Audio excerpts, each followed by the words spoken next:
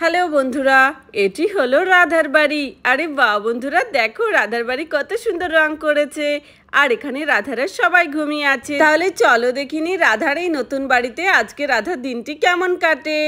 রাধা দেখো তার রান্নাঘরটিকেও কত সুন্দর করে সাজিয়েছে। তখনই আমাদের রাধা ঘুম থেকে উঠে পড়ে। সকাল হয়ে গেছে, চলো উঠে পড়ি। হাই আমার শখের বাড়ি, আমার বাড়ির দিকে তাকালেই যেন আমার মনটা কত ভালো হয়ে যাচ্ছে। কত সুন্দরই না লাগছে আমার বাড়িটা।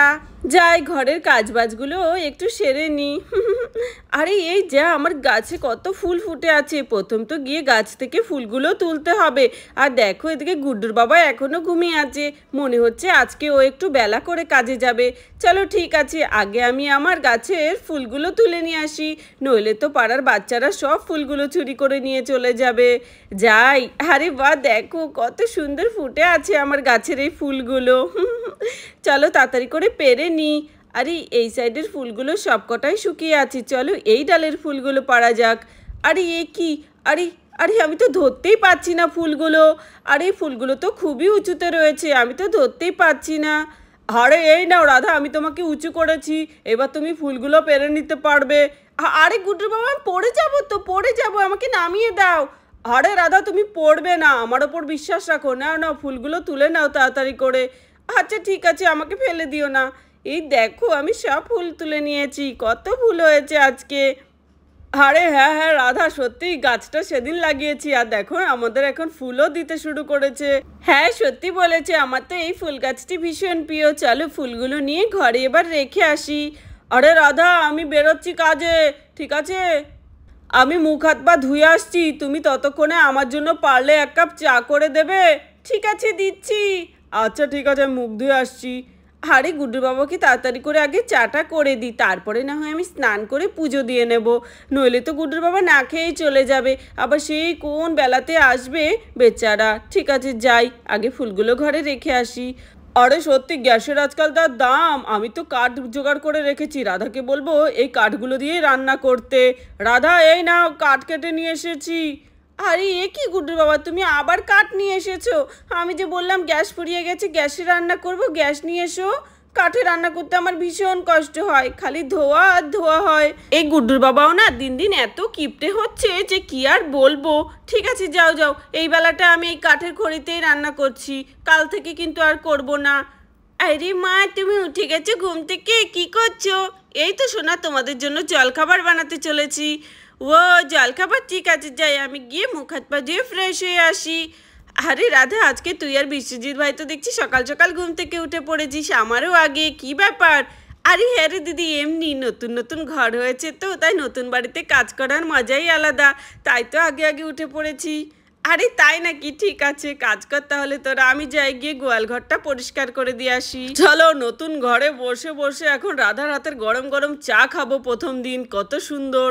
আরে হ্যাঁ হ্যাঁ ঠিক আছে, এক্ষুনি চা করে দিচ্ছি। বলছি কি চায়ে কি আদা দেবো নাকি?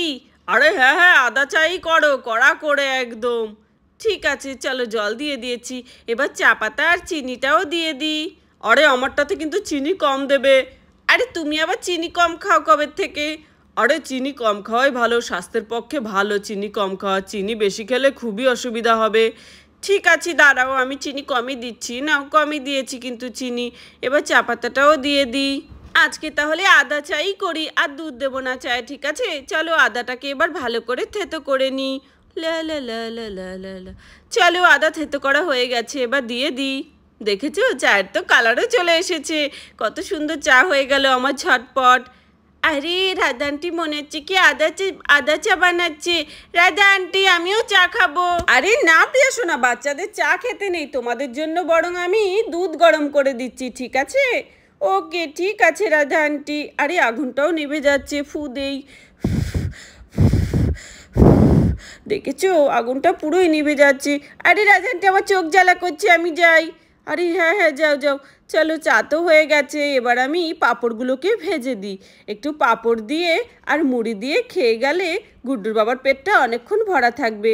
আরে দেখেছো দেখেছো, গ্যাস তো এনে দিতে পারো না, কাঠের চুলোয় রান্না করতে কত কষ্ট করতে হয় আমাকে।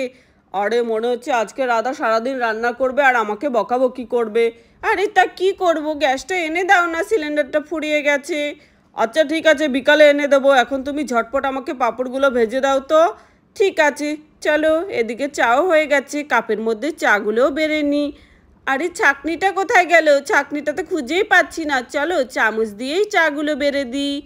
আরে তোমার তো মনে হচ্ছে চামচ দিয়ে সারাদিন চা তুললেও হবে না। আচ্ছা ঠিক আছে, নাও, আমি এই কড়াই ধরেই একদম ঢেলে দিচ্ছি। নাও, এবার তুমি চা খাও যত লাগে। আরে হ্যাঁ হ্যাঁ রাধা, দাও দাও, বেশি করেই খাবো। আমার আবার চা কম হলে চলে না, বেশি বেশি লাগে। আচ্ছা ঠিক আছে, ব্যাস ব্যাস, আর লাগবে না। চলো এবার কটা পাঁপড়ও ভেজে দিই। গরমা গরম পাঁপড় ভাজা দিয়ে মুড়ি খেতে বেশ লাগে সকালবেলায়, এর থেকে বেশি আর কি করব। চলো, আমার তো তেলটাও গরম হয়ে গেছে। এবার দিই পাঁপড়গুলো। দেখেছো কি সুন্দর করে ভাজা হয়ে যাচ্ছে পাঁপড়গুলো।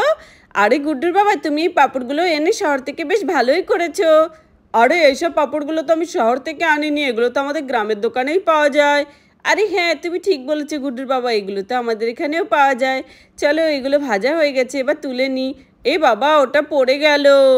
আচ্ছা চলো তুলে নিই, কিছু হবে না। আর কটা ভেজে নিই। আমার গুড্ডু আর প্রিয়ার তো এই পাঁপড় ভাজা খেতে ওদের খুবই ভালো লাগে। মনে তো হচ্ছে ওরা এগুলো স্কুলে টিফিনেও নিয়ে যাবে। তবে না, স্কুলের টিফিনে পাঁপড় ভাজা দিলে চলবে না, ওদেরকে ভারী কিছু বানিয়ে দিতে হবে। ঠিক আছে, চলো নামিয়ে নিই। আর এদিকে রাধা গরমা গরম পাঁপড় ভাজতে থাকে। চলো, আরেক রকমেরও তো পাঁপড় আছে, এগুলো একটু ভেজে দেখি কেমন হলো। আরে বাহ, এগুলো তো খুবই সুন্দর। আরে রাধা, এগুলো কম আছে ভাজতে হয়, নলে দেখবে এক্ষুনি পুড়ে যাবে সব। আরে না না, আমি তাড়াতাড়ি করে তুলে নিচ্ছি। সত্যি আমার না ভুল হয়ে গেল, এগুলো কম আছে ভাজলেই মনে হচ্ছে ভালো হতো। চলো ঠিক আছে, ওগুলো সবার লাস্টে কম আছে ভাজবো। প্রথমেই এই পাঁপড়গুলো তাহলে সব ভেজে নিই। চলো ভেজে নিচ্ছি। সত্যি আমার তো নতুন বাড়ির মধ্যে রান্না করতে ভীষণ ভালো লাগছে। আরে রাধা, এটা তো আগেরই পুরনো বাড়ি, কিন্তু নতুন মনে হচ্ছে কারণ কালার করেছি, তাই তো? আরে হ্যাঁ, তুমি ঠিক বলেছ। সামান্য একটু বাড়িটা রং করাতে মনে হচ্ছে কি যে আমরা নতুন বাড়িতে এসে গেছি। আমার তো খুব আনন্দ হচ্ছে। আচ্ছা ঠিক আছে রাধা, হলো তোমার পাঁপড় ভাজা, এবার আমাকে দাও তাহলে, কটা খেয়ে নিই। আরে হ্যাঁ হ্যাঁ, মনে হচ্ছে গুড্ডুর বাবার ভীষণ খিদে লেগে গেছে, আর ও তো এখন কাজে যাবে, তার জন্য ও এত তাড়া দিচ্ছে। চলো আমি তাড়াতাড়ি করে ওরটা বেড়ে দিই। আমার তো মোটামুটি সব পাঁপড় ভাজাই হয়ে গেছে। এই না গুড্ডুর বাবা, দেখো আমার সমস্ত পাঁপড় ভাজা হয়ে গেছে, আর লাস্টে ওই কুড়মুড়ে পাঁপড় ভাজাগুলোও ভেজে দিয়েছি। আরে হ্যাঁ রাধা, সব থেকে বেশি ইয়াম্মি খেতে এই পাঁপড়টা, আমার তো খুবই ভালো লাগে। আচ্ছা ঠিক আছে, চলো আমি এবার বেড়ে দিচ্ছি, সাথে মুড়িও দিচ্ছি। শুধু পাঁপড় ভাজা খেও না, আবার গ্যাস হবে। আচ্ছা রাধা ঠিক আছে, তাহলে আমাকে কটা মুড়ির সাথে দাও পাঁপড় ভাজা। হ্যাঁ হ্যাঁ, আমি দিচ্ছি দিচ্ছি।